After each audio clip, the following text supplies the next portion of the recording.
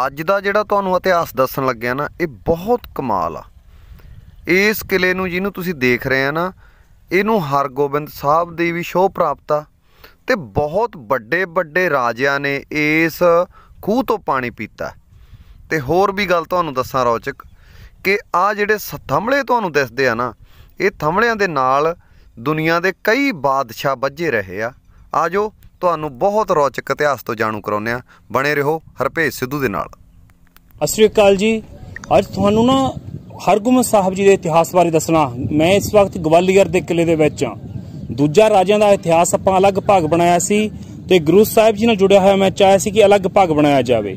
ਸੋ ਮੈਂ ਦੱਸ ਦਿਆਂ ਵੀ ਗੁਰੂ ਹਰਗੋਬਿੰਦ ਸਾਹਿਬ ਜੀ ਕਹਿੰਦੇ ਵੀ ਜਹਾਂਗੀਰ ਨਾਲ ਚੰਗੇ ਸੰਬੰਧ ਬਣ ਗਏ ਸੀਗੇ ਤੇ ਜਿਹੜਾ ਲਾਹੌਰ ਦਾ ਸੀਗਾ ਉਸ ਸਮੇਂ ਦਾ ਹਾਕਮ, ਉਹਨੇ ਕੰਨ ਭਰਨੇ ਵੀ ਸ਼ੁਰੂ ਕਰਤੇ ਸੀ ਜਹਾਂਗੀਰ ਦੇ। ਤੇ ਦੂਜੇ ਪਾਸੇ ਚੰਦੂ ਨੇ, ਦੀਵਾਨ ਚੰਦੂ ਨੇ ਕੰਨ ਭਰਨੇ ਸ਼ੁਰੂ ਕਰਤੇ ਸੀ ਜਹਾਂਗੀਰ ਬਾਦਸ਼ਾਹ ਦੇ। ਤਾਂ ਉਸ ਸਮੇਂ ਕਹ ਲਓ ਕਿ ਜਹਾਂਗੀਰ ਬਾਦਸ਼ਾਹ ਨੇ ਗੁਰੂ ਹਰਗੋਬਿੰਦ ਸਾਹਿਬ ਜੀ ਨੂੰ ਬੁਲਾਇਆ ਸੀ ਦਿੱਲੀ, ਭਾਈ ਤੂੰ ਮੈਨੂੰ ਆ ਕੇ ਦਿੱਲੀ ਮਿਲ। ਪਰਿਵਾਰ ਨਾਲ ਸਲਾਹ ਕੀਤੀ ਗੁਰੂ ਸਾਹਿਬ ਨੇ, ਤਾਂ ਹੋਰ ਵੀ ਸਿੱਖਾਂ ਦੀਆਂ ਡਿਊਟੀਆਂ ਲਾ ਕੇ ਤਾਂ ਤੁਰੰਤ ਫਿਰ ਗੁਰੂ ਸਾਹਿਬ ਤੇ ਹਰਗੋਬਿੰਦ ਸਾਹਿਬ ਜੀ ਪਾਤਸ਼ਾਹ ਨਾਲ ਸਿੱਖਾਂ ਨੂੰ ਲੈ ਕੇ ਦਿੱਲੀ ਆ ਗਏ ਸੀ। ਦਿੱਲੀ ਦੇ ਵਿੱਚ ਆ ਕੇ ਭਰਵਾਂ ਸਵਾਗਤ ਕੀਤਾ ਗਿਆ ਜਹਾਂਗੀਰ ਬਾਦਸ਼ਾਹ ਨੇ। ਮੈਂ ਇਸ ਵਕਤ ਮੈਕਾਲਿਫ ਦਾ ਹਵਾਲਾ ਦੇ ਰਿਹਾ ਵਾਂ, ਮੈਕਾਲਿਫ ਰਾਈਟਰ ਦਾ। ਤਾਂ ਜਦੋਂ ਦਰਬਾਰ ਦੇ ਵਿੱਚ ਆ ਗਏ, ਇਸ ਸਮੇਂ ਇੱਕ ਦਿਨ ਫਿਰ ਸ਼ੇਰ ਦਾ ਸ਼ਿਕਾਰ ਕਰਨ ਲਈ ਜੰਗਲ 'ਚ ਵੀ ਗਏ। ਉਹਨੂੰ ਜਹਾਂਗੀਰ ਨੂੰ ਪਤਾ ਸੀ ਕਿ ਗੁਰੂ ਸਾਹਿਬ ਵੀ ਚੰਗੇ ਸ਼ਿਕਾਰੀ ਨੇ। ਤਾਂ ਉਹਨਾਂ ਨੇ ਜਦੋਂ ਸ਼ੇਰ ਸਾਹਮਣੇ ਆਇਆ, ਜਹਾਂਗੀਰ ਨੂੰ ਪੈ ਗਈ ਭਾਜੜ। ਤਾਂ ਉਹਦੇ ਨਾਲ ਘੋੜੇ ਤੇ ਹਾਥੀ ਵੀ ਡਰ ਗਏ ਤੇ ਸਿਪਾਹੀ ਵੀ ਪਾਸੇ ਸੇ ਖਿਲਰ ਗਏ। ਤਾਂ ਉਸ ਸਮੇਂ ਗੁਰੂ ਹਰਗੋਬਿੰਦ ਸਾਹਿਬ ਜੀ ਨੇ ਬਾਦਸ਼ਾਹ ਤੇ ਸ਼ੇਰ ਦੇ ਵਿਚਕਾਰ ਆ ਕੇ ਸ਼ੇਰ ਨੂੰ ਖਤਮ ਕਰਤਾ ਸੀ ਤੇ ਜਹਾਂਗੀਰ ਬਾਦਸ਼ਾਹ ਦੀ ਜਾਨ ਬਚਾਈ ਸੀਗੀ। ਇੱਥੋਂ ਜਹਾਂਗੀਰ ਨਾਲ ਹੋਰ ਵੀ ਚੰਗੇ ਸੰਬੰਧ ਬਣ ਗਏ ਸੀ ਤੇ ਹੋਰ ਵੀ ਬੜਾ ਇਤਿਹਾਸ ਆ। ਨਾਲ ਦੀ ਨਾਲ ਆਪਾਂ ਦੱਸਦੇ ਆ, ਨਾਲ ਦੀ ਆਪਾਂ ਗੱਲਾਂ ਬਾਤਾਂ ਕਰਦੇ ਆ।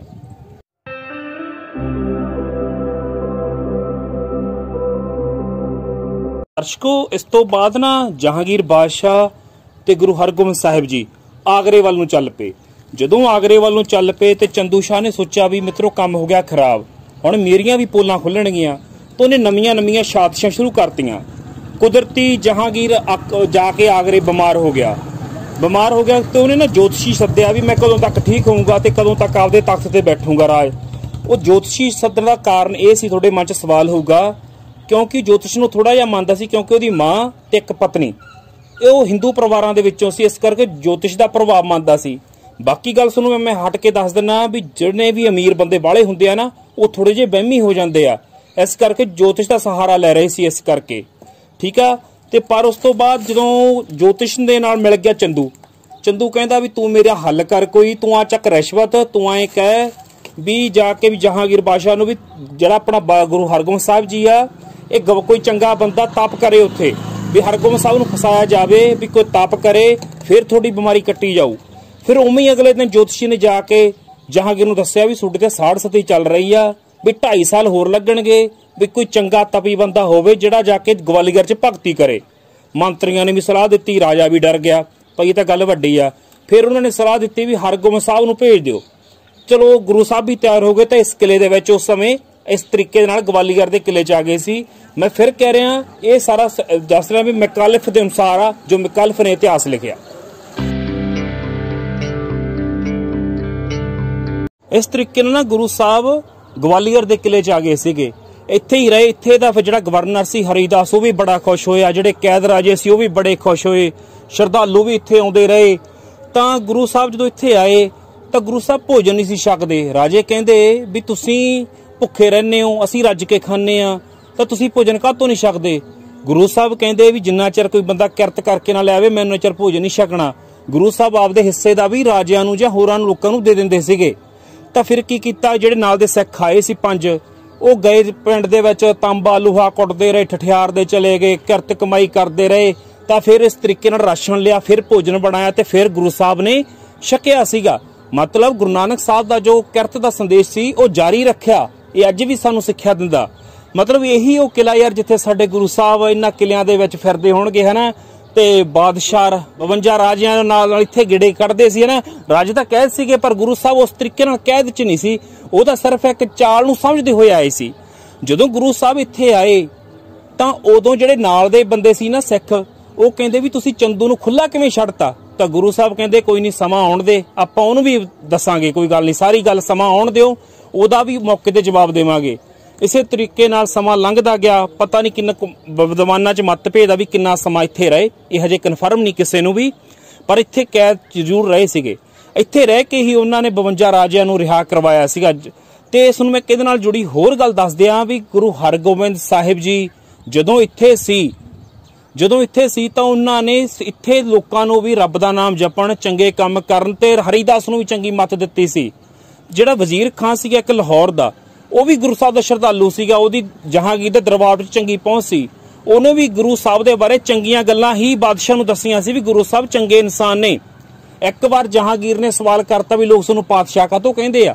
ਜਹਾਂਗੀਰ ਕਹਿੰਦਾ ਵੀ ਮੈਂ ਬਾਦਸ਼ਾਹ, ਮੈਂ ਕੁਲ ਬਾਦਸ਼ਾਹ ਵੰਸ਼ ਦੇ ਵਿੱਚੋਂ ਆ, ਤੇ ਤੁਸੀਂ ਪਾਤਸ਼ਾਹ ਕਿਵੇਂ? ਤਾਂ ਗੁਰੂ ਸਾਹਿਬ ਕਹਿੰਦੇ ਵੀ ਮੈਂ ਕਿਸੇ ਨੂੰ ਪਾਤਸ਼ਾਹ ਕਹਿਣ ਲਈ ਨਹੀਂ ਆਖਿਆ, ਲੋਕ ਮੈਨੂੰ ਪਿਆਰ ਕਰਦੇ ਆ, ਉਨਾ ਹੀ ਪਿਆਰ ਮੈਂ ਕਰਦਾ ਵਾਂ, ਇਹ ਪਿਆਰ ਦਾ ਰਿਸ਼ਤਾ ਵਾ, ਇਸ ਕਰਕੇ ਉਹ ਮੈਨੂੰ ਪਿਆਰ ਦੇ ਨਾਲ ਸ਼ਹਿਨਸ਼ਾਹ ਆਖਦੇ ਆ, ਬਾਦਸ਼ਾਹ ਆਖਦੇ ਆ, ਪਾਤਸ਼ਾਹ ਆਖਦੇ ਆ। ਤੇ ਇਹੀ ਸਾਰਾ ਕਾਰਨ ਸੀਗਾ। ਤੋ ਇਹ ਉਹ ਪਿੱਲਰ ਆ ਜਿੱਥੇ 52 ਰਾਜਿਆਂ ਨੂੰ ਰੱਖਿਆ ਗਿਆ ਸੀ। ਇਹ ਔਰੰਗਜ਼ੇਬ ਦੇ ਸਮੇਂ ਵੀ ਇੱਥੇ ਕੈਦੀ ਰੱਖੇ ਗਏ, ਉਸ ਤੋਂ ਪਹਿਲਾਂ ਅਕਬਰ ਵੇਲੇ ਵੀ ਰੱਖੇ ਗਏ। ਇਹ ਰਾਜਸੀ ਕੈਦੀਆਂ ਨੂੰ, ਰਾਜਿਆਂ ਮਹਾਰਾਜਿਆਂ ਨੂੰ ਕੈਦੀ ਰੱਖਿਆ ਗਿਆ ਸੀ। ਇਹ 52 ਰਾਜੇ ਉਹ ਸੀ ਜਿਹੜੇ ਕਰ ਨਹੀਂ ਸੀ ਦਿੰਦੇ, ਟੈਕਸ ਨਹੀਂ ਸੀ ਦਿੰਦੇ, ਉਹਨਾਂ ਨੂੰ ਇੱਥੇ ਕੈਦ ਕਰਕੇ ਰੱਖਿਆ ਗਿਆ ਸੀ। ਮੋਟੇ-ਮੋਟੇ ਪਿੱਲਰਾਂ ਦੇ ਨਾਲ ਸੰਗਲ ਪਾ ਕੇ ਬੰਨਿਆ ਜਾਂਦਾ ਸੀ। ਜਿਹੜੇ ਆ ਤੁਸੀਂ ਚੀਜ਼ ਵੇਖ ਰਹੇ ਹੋ ਨਾ ਸਕਰੀਨ ਦੇ ਉੱਤੇ ਦੇਖੋਗੇ, ਇਹਦੇ ਵਿੱਚ ਸੰਗਲਾਂ ਦੇ ਕੁੰਡੇ ਫਸਾਏ ਜਾਂਦੇ ਸੀਗੇ ਬਈ ਕਿਤੇ ਕੈਦੀ ਭੱਜ ਨਾ ਜਾਣ। ਸਾਰੇ ਕੈਦੀ ਇੱਥੇ ਹੀ ਇਕੱਲੇ ਕਰਕੇ ਉੱਚੀ ਪਹਾੜੀ ਦੇ ਉੱਤੇ ਬੰਨੇ ਹੋਏ ਸੀਗੇ। ਹੁਣ ਆਪਾਂ ਨੂੰ ਲੱਗਦਾ ਵੀ ਇਹ ਖੁੱਲੀ ਡੁੱਲੀ ਹਵਾ ਵਾਲੀ ਚੀਜ਼ ਆ, ਪਰ ਉਸ ਸਮੇਂ ਬਹੁਤ ਉਜਾੜ ਸੀ ਚਾਰੇ ਪਾਸੇ। ਨਾਲ ਹੀ ਇਹਦੇ ਖੂਹ ਬਣਿਆ ਹੋਇਆ ਵਾ। ਮੈਂ ਕੈਮਰਾ ਮੈਨੂੰ ਕਹੂੰਗਾ ਮਗਰ ਆਊਗਾ ਵੀ ਇੱਥੇ ਨਾਲ ਖੂਹ ਬਣਿਆ ਹੋਇਆ, ਉੱਥੋਂ ਦੀ ਉਤਰ ਕੇ ਖੂਹ ਦੇ ਵਿੱਚ ਜਾਂਦੇ ਹੁੰਦੇ ਸੀ। ਉਤਰ ਕੇ ਆ ਖੂਹ ਜਿਹੜਾ ਬਣਿਆ ਇੱਥੇ ਇਸ਼ਨਾਨ ਕਰਦੇ ਸੀ। ਇਹ ਖੂਹ ਉਹ ਆ, ਇੱਥੇ ਸਲੋ ਪੋਇਜ਼ਨ, ਮਤਲਬ ਕਿ ਇੱਥੇ ਜ਼ਹਿਰ ਹੁੰਦੀ ਸੀ ਇਹਦੇ ਵਿੱਚ। ਆ ਖੂਹ ਬਣਿਆ ਹੋਇਆ ਵਾ, ਮਤਲਬ ਇੱਥੋਂ ਦੀ ਆ ਪੌੜੀਆਂ ਜਾਂਦੀਆਂ ਹੁੰਦੀਆਂ ਸੀਗੀਆਂ। ਆ ਦੇਖੋ ਹੁਣ ਇਹ ਬੰਦ ਕਰ ਦਿੱਤਾ ਖੂਹ ਨੂੰ, ਮਤਲਬ ਇੱਥੋਂ ਦੀ ਪੌੜੀਆਂ ਜਾਂਦੀਆਂ ਸੀ ਥੱਲੇ ਇਸ਼ਨਾਨ ਕਰਨ ਲਈ। ਇਹਦੇ ਵਿੱਚ ਜ਼ਹਿਰ ਵੀ ਪਾਈ ਹੋਈ ਸੀਗੀ, ਮਤਲਬ ਜੋ ਰਾਜਾ ਮਹਾਰਾਜਾ ਜਦੋਂ ਪਾਣੀ ਵਰਦੇ ਸੀ ਉਹਦੇ ਨਾਲ ਹੌਲੀ-ਹੌਲੀ ਸਰੀਰ ਡੈਮੇਜ ਹੁੰਦਾ ਜਾਂਦਾ ਸੀ ਤੇ ਬੰਦਾ ਖਤਮ ਹੋ ਜਾਂਦਾ ਸੀ, ਕਿਸੇ ਕੰਮ ਦਾ ਨਹੀਂ ਸੀ ਰਹਿੰਦਾ।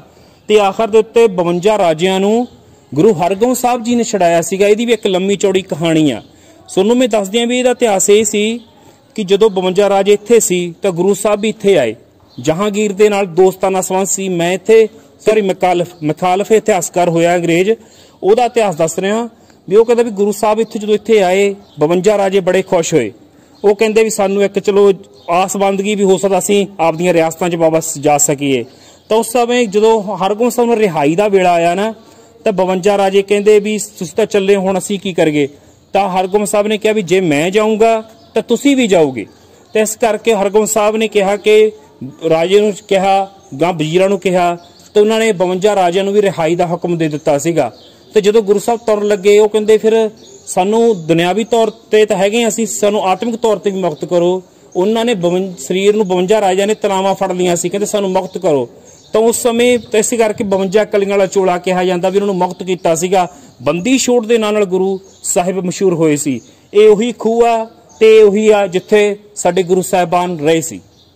ਇਹ ਗੁਰਦੁਆਰਾ ਬੰਦੀ ਛੋੜ ਸਾਹਿਬ ਕਿਲੇ ਦੇ ਉੱਪਰ ਬਿਰਾਜਮਾਨ ਆ ਤੇ ਇੱਥੇ ਹੀ ਕਹਿੰਦੇ ਵੀ ਗੁਰੂ ਸਾਹਿਬ ਜੀ ਨੇ ਤਪ ਕੀਤਾ ਸੀ। ਨਿਸ਼ਾਨ ਸਾਹਿਬ ਲੱਗੇ ਹੋਏ ਨੇ, ਮੀਰੀ ਪੀਰੀ ਦਾ ਸੰਕੇਤ, ਤੇ ਇੱਥੇ ਖੂਬਸੂਰਤ ਸਰੋਵਰ ਬਣਿਆ ਹੋਇਆ ਵਾ। ਤੇ ਕਿੱਥੇ ਉਹੀ ਜਗ੍ਹਾ ਜਿੱਥੇ ਗੁਰੂ ਹਰਗੋਬਿੰਦ ਸਾਹਿਬ ਜੀ ਭਗਤੀ ਕਰਦੇ ਹੁੰਦੇ ਸੀ, ਤਪ ਕਰਦੇ ਸੀ। ਆ ਤੁਹਾਡੇ ਸਾਹਮਣੇ ਉਹੀ ਜਗ੍ਹਾ ਜਿੱਥੇ ਸ਼ਸਤਰ ਪਏ ਨੇ।